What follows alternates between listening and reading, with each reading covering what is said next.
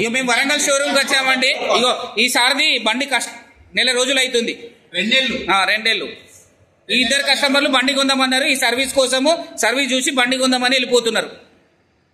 ఇది ఓలా పరిస్థితి. బండి ఇచ్చి 3 నెలలు స్పేర్ పార్ట్లు మాయం. ఉన్న స్పేర్ పార్ట్లు ఏమంటే టెక్నీషియన్ అని ఊపుతున్నారు. ఇక్కడ ఎవ్వరు కూడా ఇన్ఛార్జ్ తీసుకుంటూ లేరు, రెస్పాన్స్ పర్సన్ ఎవరు లేరు.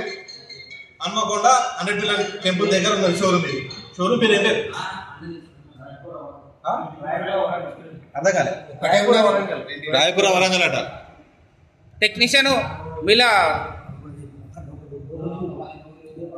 స్పేర్స్ బండ్ల పరిస్థితి ఇట్లా ఉంది.